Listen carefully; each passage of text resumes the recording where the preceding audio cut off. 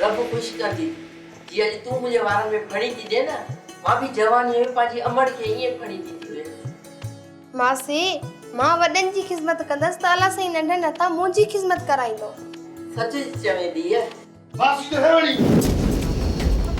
खयाणियो धक मारे या खारे ढोलण पुट यो हथन में हथियार खणी गाढ़ा तारा करे हिते जो आयो आई।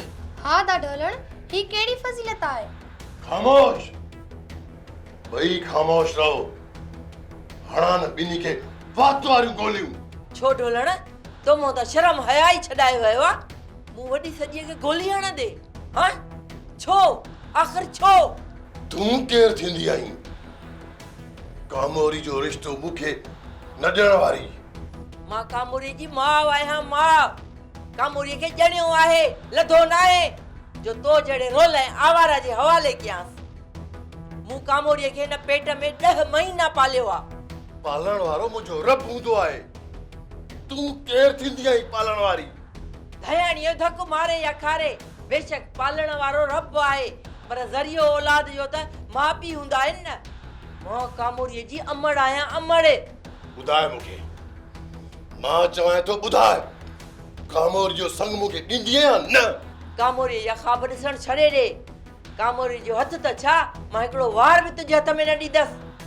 त पोइ ठीकु आहे, मां बि तोखे ज़िंदा कोन छॾींदुसि। मरण जे लाइ तयार थी वञ। न कुल कर। अदा अदा छॾ मूंखे।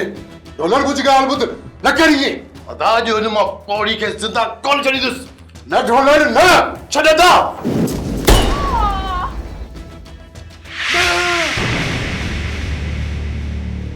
छा थियो दोदा? अदा दोदा खैर त आहे? अदा छा ॻाल्हि आहे? दोदा तो को बुरो ख्वाब ॾिठो आहे छा? हा, हू ॾाढो ख़राब ख्वाब लथो आहे। अदा छा ॾिठो अथई ख्वाब में? हा दा जल्दी ॿुधायो, आख़िरकार तव्हां ख्वाब में छा ॾिठो आहे? ढोलण भाउ, मां ख्वाब में ॾिसां थो त तो मासी धयाणी खे गोलियूं हयूं आहिनि। मुंहिंजा रब साईं तूं ख़ैर कजां। बाजाई ख्वाब शैतानी थींदा आहिनि। अते तो ते बि मिड़े ख्वाब ॾिठो हूंदो, बाक़ी ढोलण भाउ हू न कंहिंजो नथो करे सघे। बस हाणे अदा दोदो ऐं भाॼाई मूंखे खूनी सम्झण लॻा। हाणे मां ज़िंदा रही कोन सघंदुसि। मां पंहिंजो पाण खे बंदूक खणी मारे छॾींदुसि। बसि ढोलण। ढोलण भाउ, तोखे न कॾहिं रोंड बि ईंदी आहे न त मुंहिंजो त सफ़ा जिस्म ई ॾकंदो आहे। अदा पोइ मूंखे तूं ई ॿुधाए त मां आख़िर छा कयां? अदा तूं जज़्बात में ग़लति न ॻाल्हाईंदो कर।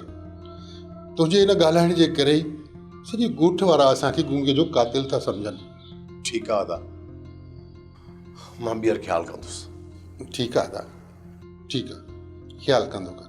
अचो अचो हाणे वेहो त कचहरी कयूं।